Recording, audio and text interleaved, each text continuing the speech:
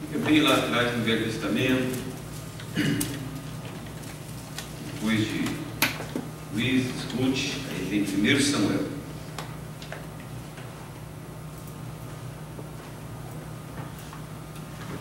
Quero mandar um abraço também carinhoso para aquelas pessoas. Nós tivemos pregando lá em Belo Horizonte domingo passado, ali na igreja de Getsemane, na igreja em Brumadinho, e tivemos encontrando várias outras famílias durante esse tempo que esteve lá, e várias pessoas nos surpreenderam dizendo que têm acompanhado os trabalhos da nossa igreja via internet. Nós temos, portanto, pessoas em vários lugares acompanhando o culto neste momento. Tem gente lá em São Paulo, a Marlene está vindo lá, nosso abraço para ela, lá a Nicole, lá no Japão, pessoas da Inglaterra, Portugal, e em vários outros países. Então nós oramos para que a graça de Deus possa alcançar você e também ministrar ao seu coração. 1 Samuel, vou ler do capítulo 1, versos 9 em diante.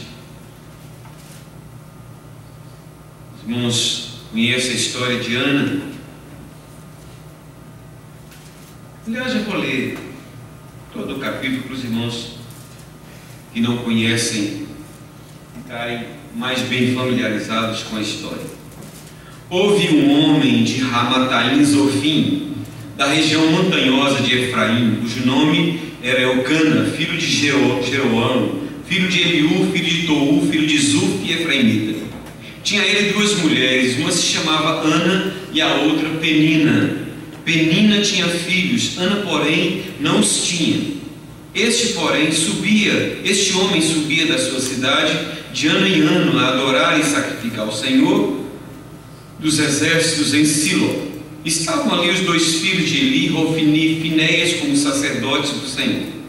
No dia em que Elcana oferecia o seu sacrifício, dava a ele porções deste, a Penina, sua mulher, e a todos os seus filhos e filhas. A Ana, porém, dava porção dupla, porque ele a amava, ainda mesmo que o Senhor a houvesse deixado estéril. A sua rival a provocava excessivamente para a irritar, porquanto o Senhor lhe havia cerrado a madre. E assim o fazia ele de ano em ano, e todas as vezes que Ana subia à casa do Senhor, a outra a irritava, pelo que chorava e não comia. Então Elcana, seu marido, lhe disse: Ana, por que choras? E por que não comes? E por que estás de coração triste? Não te sou eu melhor que 10 filhos? Após terem comido e bebido em Siló, estando Eli, o sacerdote, assentado numa cadeira junto a um pilar no templo do Senhor, levantou-se Ana e, com amargura de alma, orou ao Senhor e chorou abundantemente, e fez um voto dizendo: Senhor dos exércitos, se benignamente atentares para a aflição da tua serva, e de mim te lembrares, e da tua serva te não esqueceres, e lhe deres um filho varão, ao Senhor o darei por todos os dias da sua vida, e sobre a sua cabeça não passará navalha. Demorando-se ela no orar perante o Senhor, passou Eli a observar-lhe o movimento dos lábios, porquanto Ana só no coração falava. Seus lábios se moviam, porém não se lhe ouvia voz nenhuma. Por isso Eli a teve por embriagada. Ele disse: Até quando estarás tu embriagada? Aparta de ti este vinho. Porém Ana respondeu: Não, Senhor meu, eu sou mulher atribulada de espírito, não bebi nem vinho nem bebida forte, porém venho derramando a minha alma perante o Senhor. Não tenhas, pois, a tua serva por filha de Belial, porque pelo excesso da minha ansiedade e da minha aflição é que tenho falado até agora. Então lhe respondeu Eli: Vai-te em paz, e o Deus de Israel te conceda a petição que lhe fizeste. E disse ela: Ache a tua serva mercê diante de ti. Assim a mulher se foi seu caminho e comeu, e o seu semblante já não era triste.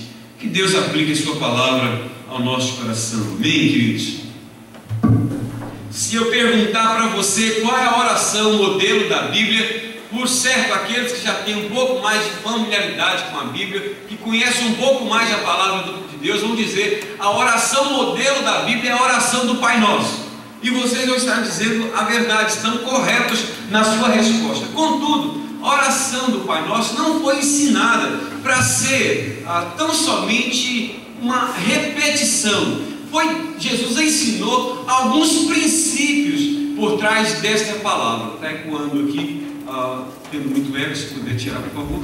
Então, há alguns princípios nessa oração que Jesus queria que nos ensinasse, e por isso ela se torna uma oração modelo. Mas se eu voltar os meus olhos para as orações que foram feitas no Velho Testamento, eu particularmente tomaria a oração de Ana como uma oração modelo por causa dos princípios que nela estão também inseridos. O texto nos fala que Elcana tinha como esposa Ana, e também tinha como esposo Penina. Por que ele tinha duas esposas? Porque era permitido, não totalmente, era uma concessão que se fazia naquela ocasião pelo código de Hammurabi, que acabou sendo absorvido pelo ensino da própria Bíblia, que quando a esposa fosse estéril, não pudesse dar ao marido um filho, que ele poderia tomar outra mulher como sua esposa, para através dela gerar um filho. E isso aconteceu, só que a esposa que Elcana tomou, a Penina, deu a ele muitos filhos, mas ele amava de verdade, era Ana, e Ana não gerava filhos, e todos os anos eles moravam numa cidade perto de Siló, que era o centro religioso daquela região, e todos os anos eles iam para buscar a face do Senhor e ofertar sacrifício e adorar a Deus. E acontece que aquilo angustiava muito Ana, porque a outra esposa, a Penina, a irritava e a provocava durante todo o tempo, e Ana ficava de fato humilhada por aquela situação. E naquele dia, possivelmente ela tenha feito essa oração em outras ocasiões, mas o texto registra que naquele dia Ana sobe ao templo e talvez faz uma oração diferente do que ela havia feito, pelo menos na sua forma. Ela entra e demora na presença do Senhor, os seus lábios se mexiam, mas som nenhum saía da sua boca. E o sacerdote a observava de longe e pensou que ela estivesse embriagada, e a repreende. Ela diz: não estou embriagada, eu estou aflita e angustiada de alma, e é por isso que estou aqui, porque na verdade quem fala com Deus é o meu coração, não os meus lábios. E o sacerdote então entende que Deus ouviu aquela oração e diz: olha, vai em paz para sua casa, porque Deus ouviu a sua oração e atendeu o seu clamor. Eu quero falar nessa noite sobre uma oração modelo, ou a oração de Ana como modelo. Por que essa oração, para mim, ela é uma oração modelo? Pelo menos por 3 razões. Primeiro, porque ela falou com quem podia resolver o seu problema. Ela falou com quem podia resolver o seu problema. Diferente de muitos de nós que contamos os nossos problemas para todo mundo, Ana contou o seu problema para Deus. Ela sabia que há certos problemas que não adianta ficar contando para um e para outro, razão pela qual ela vai diretamente a Deus e derrama diante dele a sua alma. Há momentos que nós precisamos compartilhar as nossas necessidades uns com os outros, há momentos que nós precisamos compartilhar os nossos problemas uns com os outros, mas há momentos que nós temos que saber discernir e distinguir o momento de derramar a nossa alma diante de Deus, porque muitas vezes, quando nós abrimos o nosso coração para a pessoa errada, em vez dessa pessoa nos ajudar, ela só nos prejudica. Nós somos prejudicados com o compartilhar nossos problemas com certas pessoas. Haja visto que até mesmo em oração hoje, nos dias de hoje, até mesmo em oração se faz fofoca santa. Quando alguém muitas vezes compartilha um problema com o outro, na hora da oração muitas vezes a vida do outro é colocada em público através da oração. Então até para compartilhar o seu problema, você tem que saber com quem compartilhar. Mas, sobretudo, nós precisamos saber que Deus deve ser a pessoa diante de quem devemos derramar a nossa alma. O verso 9 do texto que lemos nos fala que depois de ter comido e de ter bebido, Ana se levantou e com amargura de alma orou ao Senhor e chorou muitíssimo, chorou abundantemente. Olha a força dessa expressão. Ela não apenas chorou, ela chorou abundantemente. Na realidade, segundo o verso 8, Ana nem sequer comeu aquele dia. A sua grande preocupação era colocar diante de Deus a sua necessidade. O livro dos Salmos está repleto de orações em que os salmistas recorrem diretamente a Deus em busca de socorro. E um desses salmos que eu gosto muito é o Salmo 38, verso 9, quando o salmista diz assim: na tua presença, Senhor, estão os meus desejos todos, e a minha ansiedade não te é oculta. Vou repetir, Salmo 38, verso 9: na tua presença, Senhor, estão os meus desejos todos, e a minha ansiedade não te é oculta. A exemplo de Ana, Davi também colocou diante de Deus os seus desejos e as suas ansiedades. Por que Davi colocava os seus desejos e as suas ansiedades diante de Deus? Porque ele sabia que há certas expectativas e certos anseios do nosso coração que só podem ser satisfeitos e realizados pelo Senhor. E quando os apresentamos aos homens, eles só atrapalham muitas das vezes. Ao contrário de Ana e de Davi, muitas vezes nós demonstramos as nossas preocupações e as nossas ansiedades para todo mundo, só não as apresentamos a Deus. Não era na presença dos homens que Davi colocava os seus anseios, seus sonhos, suas ansiedades e os desejos do seu coração. Era diante de Deus. Queridos, eu tenho certeza que se o tempo que nós gastamos para compartilhar e colocar diante das pessoas que nos cercam os nossos problemas, se nós os gastássemos compartilhando com Deus no silêncio da noite, no silêncio da madrugada ou em outra hora qualquer, eu tenho certeza que nós já não estaríamos mais tão aflitos como muitas vezes estamos. Porque a partir do momento em que nós derramamos a nossa alma diante do Senhor, Ele divide conosco aquela ansiedade. Na realidade, Ele leva sobre Ele esse fardo. Muitas vezes, nem sempre Ele resolve os nossos problemas como nós desejamos, mas muitas vezes Ele tira aquela preocupação excessiva e nos faz enxergar o problema de outra forma e nos mostra a saída de uma outra maneira. Isso que acabo de dizer faz toda a diferença quando nos conscientizamos desta verdade. É por esta razão que o apóstolo Paulo exortou aos crentes do passado e a nós hoje no presente, dizendo: não andeis ansiosos de coisa alguma, em tudo, porém, sejam conhecidas diante de Deus as vossas petições, pela oração e pela súplica, com ações de graças. Olha só que coisa interessante. Não andeis ansiosos de coisa alguma, em tudo, porém, sejam conhecidas diante de Deus as vossas ansiedades, as vossas petições, pela oração e pela súplica. Diante de quem ou a quem devemos fazer conhecidas as nossas ansiedades pela oração e pela súplica? A Deus. Foi isso que Ana fez ao longo de todos aqueles anos. Ela falou diretamente com quem podia resolver o seu problema. Vale a pena destacar aqui, amados, que ela não desanimou, nem desistiu de apresentar a Deus o seu problema só porque Ele não o resolveu da primeira vez ou no tempo que ela gostaria que fosse resolvido. Ela continuou fazendo até o dia em que Deus respondeu a sua oração. Se você olhar o texto, você vai descobrir que o texto diz que Penina teve vários filhos e todos os anos ela ia ao templo. Então é tempo suficiente para nos fazer entender que durante todos aqueles anos ela foi ao templo e apresentou a sua necessidade a Deus. Ela não desistiu, ela não desanimou, ela não deixou de bater a porta. Durante todo aquele tempo ela apresentou os seus problemas a Deus, o seu anseio a Deus, a sua necessidade a Deus, até o dia em que Deus, na sua graça, resolveu atendê-la, quem sabe para nos ensinar a lição da perseverança e da persistência. O seu problema, querido, agora é uma pergunta que eu vou fazer para você. O seu problema é algo que eu possa resolver? Se o seu problema é algo que eu posso resolver, então apresente-o a mim após o culto e vejamos o que eu posso fazer.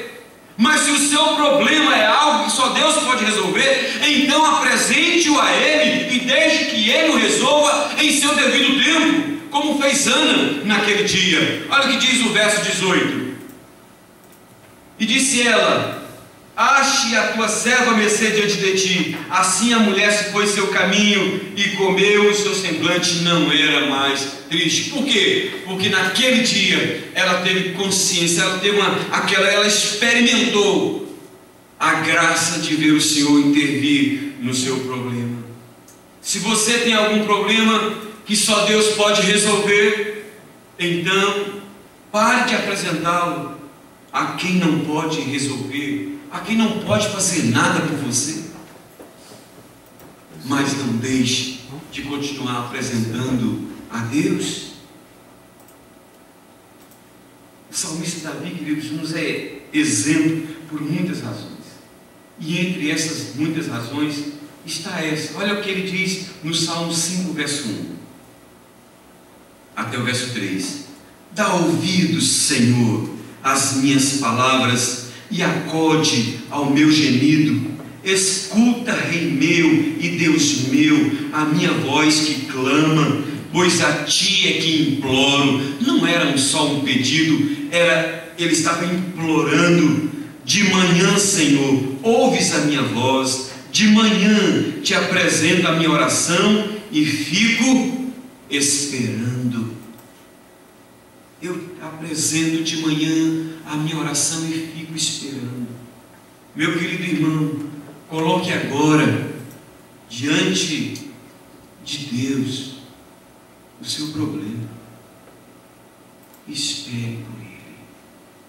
Esse hino que nós acabamos de cantar antes de pregarmos fala desse Deus que é fiel. Não duvide da sua fidelidade. Não pense que pelo fato do problema que te aflige ser difícil demais para os homens resolverem, ou até impossível, que Ele não possa resolver. Não compare Deus com os homens. Eu conheço pessoas que estão dispostas a orarem pela sua legalização, enquanto tem uma lei que te favorece. Mas na hora que o governo, seja ele quem for, diz, fechou as portas, não tem mais lei que favorece, eu conheço gente que cai no desânimo.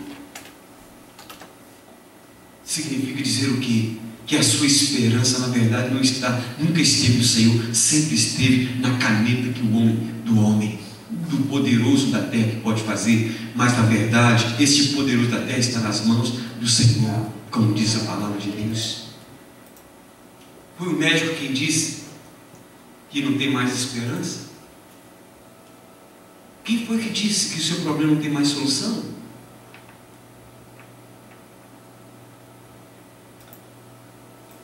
Apresente ao Senhor. Quem podia resolver o problema de Ana?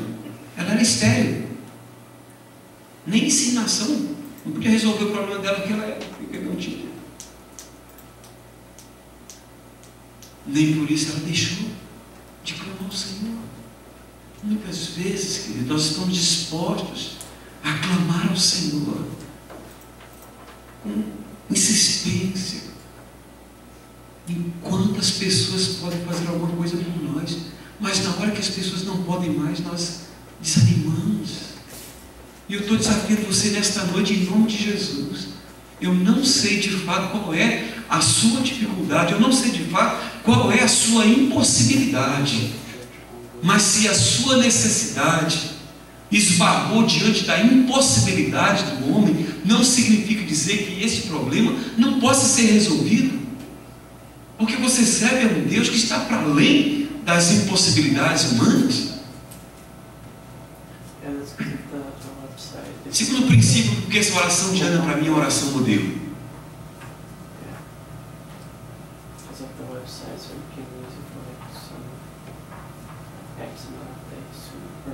Eu disse em primeiro lugar porque ela falou diretamente para quem podia resolver o problema. Em segundo lugar, ela falou de onde Deus ouve, do coração. Ela falou do órgão do seu corpo de onde Deus ouve, do coração. Embora o sacerdote Elias estivesse próximo a Ana, contudo, ele não ouviu som nenhum dos seus lábios, razão pela qual ele a julgou que ela estivesse embriagada. O sacerdote Eli não ouviu dos lábios de Ana nenhum som da oração que ela fez, mas o Senhor a escutou em alto e bom som. Porque o Senhor ouviu em alto e bom som a oração que Ana fez, uma vez que ela nem sequer a pronunciou em voz alta. Porque o som da sua oração saiu do lugar de onde Deus ouve. Eu gosto de ouvir, saiu do coração. Olha o que diz os versos 12 e 13 do texto que nós acabamos de ler. Demorando-se ela no orar perante o Senhor, passou Eli a observar-lhe o movimento dos lábios, porquanto Ana só no coração falava. Irmãos, eu pergunto, Ana falava só com o quê? Só com o coração. A sua boca não falava nada, seus lábios não falavam nada, o seu coração falava. Há momentos, queridos, que quando o nosso coração fala mais alto. Normalmente é assim, não apenas há momento, o nosso coração fala mais alto do que os nossos lábios. Foi por isso que Deus ouviu a oração de Ana. De que parte do corpo de Ana falava com Deus? Dos lábios? Da boca? Não. O texto nos diz que os lábios de Ana se moviam, mas o som da sua oração saiu do coração, que só pode ser ouvido por Deus. Frequentemente, amados, frequentemente deixamos os nossos lábios falarem aquilo que nem sempre sai do nosso coração, motivo pelo qual nem sempre somos contemplados com aquilo que pedimos a Deus. E por conhecer o que vem do nosso coração e não apenas o que vem dos nossos lábios, que Deus disse ao seu povo no passado e a nós hoje no presente: visto que este povo se aproxima de mim e com a sua boca e com seus lábios me honra, mas o seu coração está longe de mim e o seu temor para comigo consiste em mandamento de homens que maquinalmente aprenderam.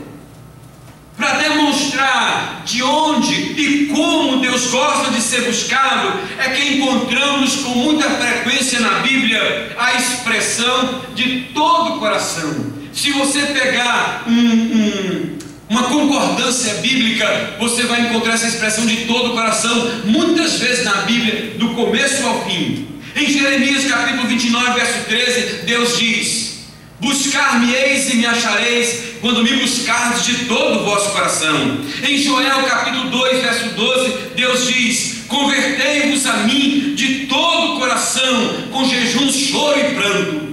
Em 1 Samuel 12, verso 24, o profeta Samuel conclama o povo a servir ao Senhor com essas palavras: servi ao Senhor fielmente, de todo o coração, porque vede quão gloriosas coisas vos fez. Ao explicar e ensinar aos seus discípulos qual era o grande mandamento, Jesus nos mostrou mais uma vez como Deus quer ser amado, dizendo: amarás, pois, ao Senhor teu Deus de todo o teu coração, de toda a tua alma, de todo o teu entendimento, de todas as tuas forças. Mateus 12:30. Ouça mais uma vez o que Deus diz através do profeta Jeremias: buscar-me-eis e me achareis, quando me buscardes de todo o vosso coração. Serei achado de vós, diz o Senhor, e farei mudar a vossa sorte. Serei achado de vós e farei mudar a vossa sorte. Deus não quer ser buscado, Deus não quer ser servido, Deus não quer ser adorado, Deus não quer ser amado de qualquer jeito. Deus quer ser buscado, servido, adorado e amado de todo o coração. É por isso que tanto no Novo quanto no Velho Testamento nos diz que devemos amar ao Senhor de todo o nosso coração, de toda a nossa alma, de todo o nosso entendimento, de toda a nossa força. Segundo o texto de Jeremias que acabamos de ler, Deus não apenas se deixa achar, mas também muda a sorte de quem o busca de todo o seu coração. Ana e todos aqueles que se dispuseram a buscar o Senhor de todo o seu coração podem testemunhar a veracidade dessas palavras. E se você também já buscou o Senhor assim, você pode testemunhar, eu tenho certeza, porque Deus nunca deixou de ser encontrado por aqueles que o buscam de todo o coração. Depois de adulterar com a esposa do seu comandante Urias e experimentar o gosto amargo do pecado e das suas consequências, Davi buscou o Senhor de todo o seu coração em busca do perdão e o obteve. Algum tempo depois, ele registrou no salmo da sua confissão as seguintes palavras: coração compungido e contrito, Deus não despreza. Coração compungido e contrito, Deus não despreza. Deus abomina e aborrece o coração falso, que engana a si e aos outros, mas que não consegue enganar a Deus. Mas o coração compungido e contrito, este Deus não despreza. Deus não despreza, Deus não ignora, Deus não se faz de surdo, Deus não se omite, Deus não rejeita, Deus não se afasta, Deus não se silencia diante de alguém que o busca com um coração quebrantado e contrito. Talvez seja esta uma das razões do porquê muitos de nós não temos os nossos pedidos atendidos. Deus não se impressiona com palavras bonitas e bem articuladas, mas Deus se deixa achar pelo que o busca de todo o coração. E não apenas isso, diz que muda a sua sorte. Quem sabe, queridos, nós entramos aqui dizendo: Deus, eu preciso que o Senhor mude a minha sorte. E Deus diz: filho, eu preciso que você me busque de todo o seu coração. Nós queremos ter a nossa sorte mudada, mas nem sempre queremos buscar a Deus com inteireza de coração. Queremos servi-lo com parcialidade, queremos amá-lo com dualidade. É muito fácil encontrar uma desculpa em nós porque nós não servimos a Deus de todo o nosso coração. É muito fácil dizer para Deus que não tem tempo para isso, para aquilo, para as coisas de Deus, mas nós encontramos esse tempo quando queremos fazer as nossas coisas. E nós achamos que nós podemos enganar a Deus. E diz: Deus, muda a minha sorte. Deus diz: meu filho, me busca de todo o seu coração. Seja sincero. Você engana os outros, mas você não engana a mim.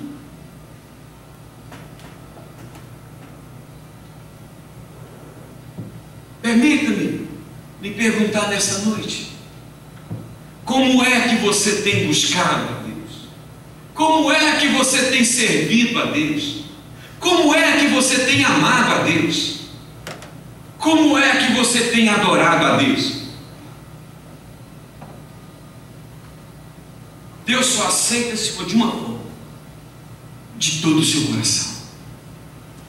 Se não for assim, você me agrada o pastor Ulisses, agrada a você mesmo e agrada muita gente, mas você sai vazio. Agora experimenta derramar diante dele a sua alma, para você ver se uma alma dança. Talvez seja só conjectura, porque não temos como afirmar isso. Mas quem sabe, durante todos aqueles anos, Ana nunca tivesse se derramado diante do Senhor com tamanha inteireza de coração como ela se derramou naquele dia. E no dia que ela fez, ela saiu diferente do templo. Entrou no templo muitos anos, mas no dia que o seu coração se derramou diante do Senhor, ela voltou diferente. Terceira razão pela qual eu acho que essa oração de Ana é modelo, pelo princípio que ela tem atrás dela. Falou do que lhe afligia a alma, sua humilhação por não ter filhos e por ser desprezada e zombada pela rival e pela sociedade.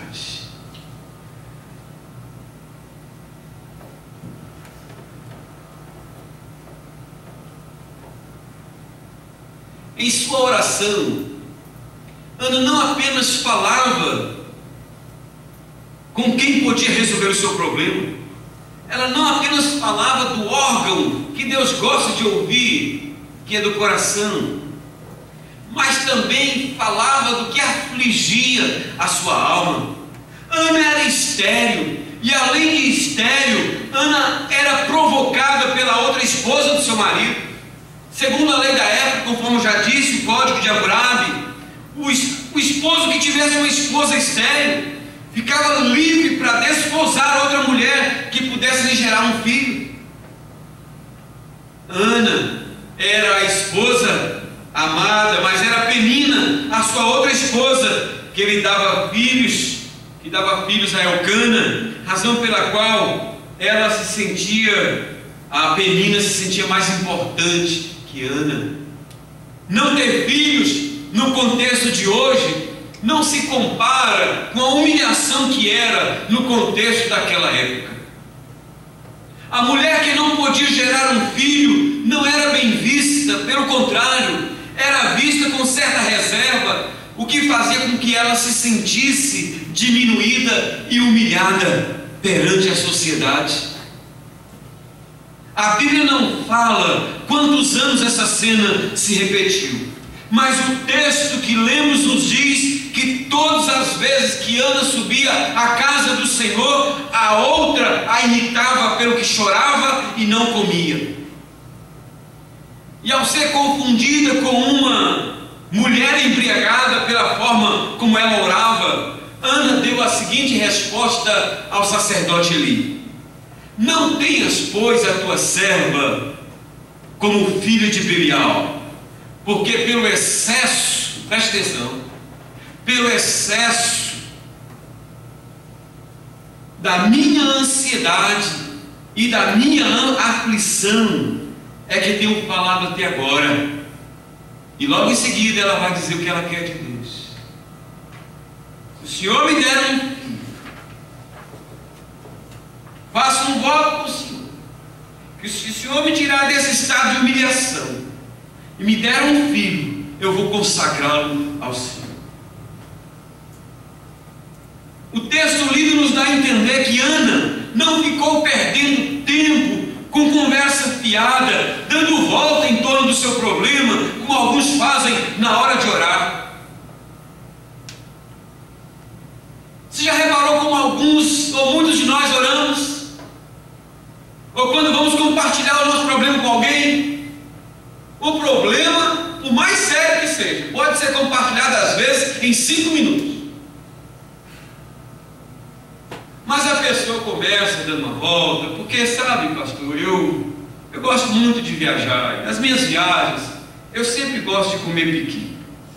E um dia, eu comendo piqui, depois a pessoa me telefonou e vai para falar. No final, depois de 1h30 de conversa, ela vai dizer: mas eu estou me separando do meu esposo. Aí você fica cá pensando com seus botões, se você tem botões, o que tem a ver essa pessoa que fez uma viagem com o meu piqui e que foi chamado e separou do mulher. A gente tem essa mania, não é? E a gente acha que com Deus tem que fazer assim também. Querido, a gente pode ser direto com Deus, primeiro porque Ele já sabe, mas você não precisa com rodeios com o Senhor. Você não precisa estar encontrando palavras especiais para falar com Deus. Quando você for falar comigo, por causa às vezes dessa fraqueza humana que todos nós temos, de achar que você está falando alguma coisa que não deveria contra Deus, ou contra que você talvez não está sendo uma pessoa de fé, ou que você talvez não está sendo uma pessoa espiritual, então você tem que encontrar as palavras certinhas, porque senão o que o pastor vai pensar de mim? Mas com Deus você não precisa. Senhor, eu estou chateado pra caramba, meu Deus, eu estou mal, eu estou aborrecido. Talvez eu não devesse estar, mas a verdade é que eu estou chateado. Fui hoje trabalhar, aquele patrão falou tanta coisa comigo, me despediu, mas a minha vontade de Deus era de esguelá-lo. O Senhor sabe, eu tive vontade de enforcar o Deus, eu te agradeço que o Senhor não permitiu, mas minha vontade era tão grande, eu fiquei com tanta raiva dele. Mas eu não quero esse sentimento no meu coração. Eu queria que o Senhor tirasse isso do meu coração. não estou me sentindo bem com isso. Em vez da gente ir direto ao ponto e falar com Deus, a gente fica, sabe, Senhor, aquele patrão, pois é, às vezes ele tem os problemas intestinais dele, e aí, por causa desses problemas intestinais, ele fica aborrecido, fica chateado, e vai, pá. Não precisa. Ana não ficou tentando justificar ou explicar a Deus por que estava orando daquele jeito, porque ela sabia que por maiores que fossem as suas justificativas ou explicações, não iria fazer Deus mudar de ideia só por causa das suas formalidades. Havia algo que afligia a sua alma, e ela tinha necessidade de falar sobre o que afligia a sua alma. E o que afligia a sua alma era o fato de ela ser estéril. E o que afligia a sua alma era o fato de ela ser humilhada pela Penina. O que afligia a sua alma era o fato de ela ser humilhada pela sociedade. Todos olhavam para ela como se ela fosse uma pessoa sem valor. Ela se estava perdendo a sua autoestima. Ela dizia: Deus, eu não estou conseguindo mais me aceitar desse jeito. Muda a minha história. É isso que ela chega e fala com Deus sem reservas. E é isso que nós precisamos aprender também a falar com Deus. Mas eu te aconselho aqui: seja sábio e fala com Deus, porque muitas vezes, se você abrir o seu coração para falar essas coisas com sinceridade com os homens, muitos deles, especialmente aqueles que são super espirituais demais, não vão te entender. Mas quem deve te entender é Deus. Eu não tenho que estar te entendendo, os homens têm que estar te entendendo. Você não tem que estar dando muita satisfação de como você vai orar para os homens, não. Deus é que conhece o seu coração. Deixe o seu coração falar com o Senhor o que você está sentindo. Derrama a sua alma diante do Senhor e fala do que te aflige.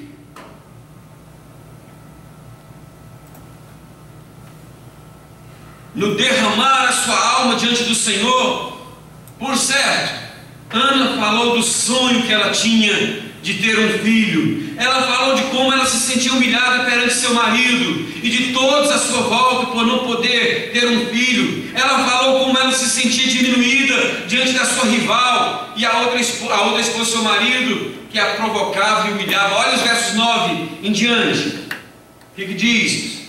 Após terem comido e bebido em Siló, estando Eli, o sacerdote, assentado numa cadeira junto ao pilar do templo do Senhor, levantou-se Ana e, com amargura de alma, orou ao Senhor e chorou abundantemente, e fez ao Senhor um voto, dizendo: Senhor dos exércitos, se benignamente atentares para a aflição da tua serva, e de mim te lembrares, e da tua serva não te esqueceres, e lhe deres um filho varão, ao Senhor o darei. É por isso que seu cântico de louvor e gratidão a Deus pela bênção recebida, ela diz as seguintes palavras, agora no capítulo 2. Olha para os irmãos verem, quando ela faz a oração, ela recebe a bênção, agora ela compõe um cântico de louvor ao Senhor. Agora, no cântico de louvor que ela compõe ao Senhor, veja o que ela fala. Procura descobrir, não nas entrelinhas, porque não está nas entrelinhas, está claramente ela falando de coisas que ela passava e como que ela está se sentindo agora. Então, capítulo 2, verso 1. Orou Ana e disse: o meu coração se regozija no Senhor, e a minha força está exaltada no Senhor. A minha boca se ri dos meus inimigos. Quem é que ria dela antes? Os inimigos dela. A minha boca se ri dos meus inimigos, porquanto me alegro na tua salvação. Que salvação? Um filho que Deus deu a ela. Não há santo como o Senhor, porque não há outro além de ti, e rocha não há nenhuma como o nosso Deus. Não multipliqueis palavras de orgulho. Por quê? Porque especialmente a sua adversária e muitos outros eram soberbos e a humilhavam, e a desprezavam, e a espizinhavam. Nem saiam coisas arrogantes da vossa boca, porque o Senhor é o Deus da sabedoria e pesa todos os feitos na balança. Ela está vendo como que Deus é um Deus justo. O arco dos fortes é quebrado, porém os débeis cingidos de força. Quem são os débeis? Ela. Os débeis são cingidos de força, mas o arco dos fortes Deus quebrou, e agora vai colocar aquela que era humilhada, vai colocar lá em cima, não é? Os que antes eram fartos, hoje se alugam por pão, mas os que andavam famintos não sofrem mais fome. Ela, até a estéril, tem 7 filhos, e a que tinha muitos filhos perde o vigor. O Senhor é o que tira a vida e a dá, faz descer a sepultura e faz subir. O Senhor empobrece e enriquece, abaixa e também exalta. Aleluia. Oh, queridos, ouça-me com atenção, porque naquele dia, aquela que entrou triste no templo saiu alegre, aquela que entrou derrotada saiu vitoriosa, aquela que entrou humilhada saiu exaltada, aquela que entrou estéril saiu fértil, aquela que entrou no templo trazendo no coração a palavra de lamento e dor saiu trazendo nos lábios um hino de louvor ao Senhor. Eu não sei como você entrou aqui hoje, eu não sei como você que nos acompanha pela internet se encontra neste momento, mas eu sei como você pode ficar, você que nos acompanha pela internet, e sei como você que entrou aqui hoje pode sair. Você pode sair como Ana saiu naquele dia, diferente. Ela já não era mais triste, o seu semblante já não era mais triste, decaído, abatido, o seu semblante era alegre, porque ela percebeu, ela sentiu, ela viu a ação de Deus agindo em seu favor. Naquele momento nada aconteceu, mas ela sentiu uma paz no seu coração, de que Deus estava trabalhando por ela. E você pode ter essa paz aqui hoje. Você pode sentir esse mover do Espírito Santo entrando no seu coração e dizendo: filho, filha, este anseio do seu coração foi atendido. Você foi contemplado, porque você me buscou do jeito que eu gosto de ser buscado, de todo o seu coração. Durante aquela pregação você foi convencido de que você estava me buscando e me servindo de qualquer jeito. Mas naquele momento você propôs no seu coração: eu quero buscar e servir a Deus de forma diferente, eu quero fazer de tudo no meu coração. E agora eu estou te contemplando com a bênção que você veio buscar aqui hoje. Quero concluir a mensagem desta noite dizendo que dificilmente alguém que entra no templo e busca a face do Senhor com a mesma disposição com que Ana buscou naquele dia, volta diferente para sua casa. Primeiro, porque ela falou do seu problema com a pessoa certa, falou com Deus. Ela falou do lugar de onde Deus gosta de ouvir, falou do coração. Ela falou do que lhe afligia a sua alma, sua esterilidade. Que Deus nos abençoe, para que possamos buscá-lo da mesma forma como Ana o buscou, fazendo-nos sair daqui hoje diferente da forma como entramos. Amém, queridos? Eu quero concluir lendo os versos 17 e 18 do capítulo 1, que diz o seguinte: então lhe respondeu Eli. E eu gostaria de poder que Deus me desse a graça e pudesse colocar nos meus lábios, no meu coração, aquela mesma palavra que colocou nos lábios de Eli e que disse para Ana naquele dia, e que eu pudesse dizer para você também com aquela mesma convicção e certeza que ele disse. Quisera eu ser nesse instante, e peço a Deus que o Espírito Santo fale por meu intermédio agora no seu coração com essas palavras: vai-te em paz, e o Deus de Israel te conceda a petição que lhe fizeste. E disse ela: ache a tua serva mercê diante de ti. Assim a mulher se foi seu caminho e comeu, e o seu semblante já não era triste. Aleluia! Diz que ela saiu dali, foi e comeu, e o seu semblante já não era triste. Nós ainda não vamos sair daqui, nós ainda vamos cantar um louvor ao Senhor e vamos orar, mas depois vai sair daqui e vai comer ali. E eu quero ver o semblante dos irmãos alegre, com a confiança de que Deus ouviu o seu clamor. Amém, queridos? Então vamos ficar de pé, vamos louvar o Senhor nessa noite, nesse momento.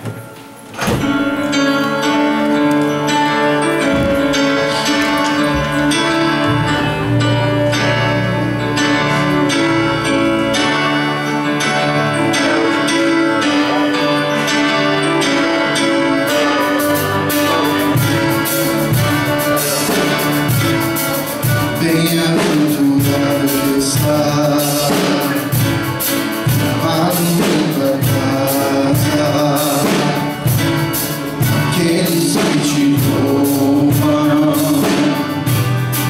O coração está no nosso Deus.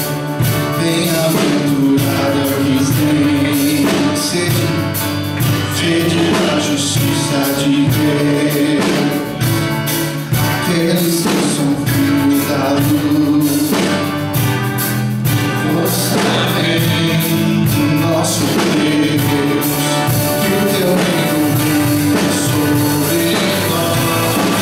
Queremos tua glória sobre nós. Oh Deus, nossa oração a ti, Senhor.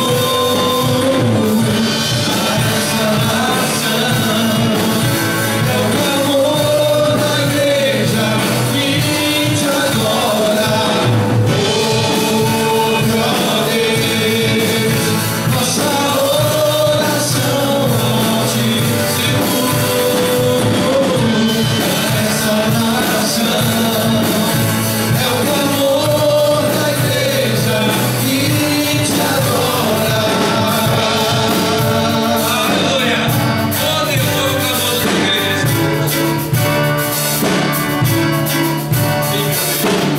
Só tu és santo, só tu és santo, só tu és santo, Senhor. Só tu és santo, só tu és santo, só tu és santo, Senhor. Cara, só tu és santo, só tu és santo, só tu és santo, só tu és santo, Senhor. Só tu és santo, só tu és santo. Oh,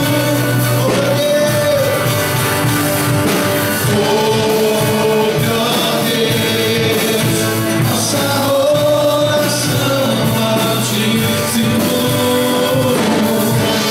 Nessa nação é o clamor da igreja que te adora. Oh, Deus, nossa oração a ti, Senhor. Essa nação é o clamor da igreja que te adora. Aleluia! Glória ao teu nome, Senhor. Porque enquanto eu vou estar orando, coloque no seu coração, derrame no seu coração com aquela necessidade que enquanto eu pregava, o Espírito Santo trazia a sua lembrança. De Ana era o fato dela ser estéril e ser humilhada. Você pode ser outra necessidade.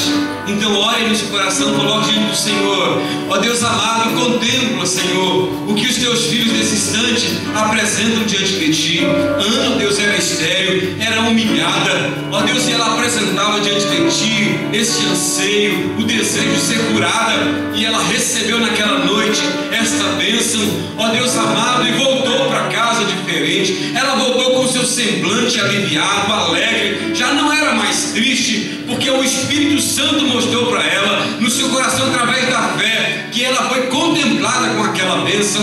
Ó Deus, que este mesmo Espírito Santo gere esta fé no coração do teu povo aqui. Ó Deus, por mais difícil que seja aos olhos humanos, que este problema seja resolvido, mas que, ó Deus, em nome de Jesus, que estes que te buscam de todo o coração, ó Deus, possam subir para suas casas nesta noite, com a certeza de que foram agraciados com esta bênção, com esta vitória. Ó Deus, para aqueles também que nos acompanham pela internet, para a glória do teu nome, em nome de Jesus, que a graça maravilhosa do nosso amado Senhor e Salvador Jesus Cristo, o amor de Deus, nosso eterno Pai, a doce comunhão, a consolação, o poder do Espírito Santo seja sobre todos nós, irmãos, sobre todo o povo de Deus na face da terra, hoje e para sempre.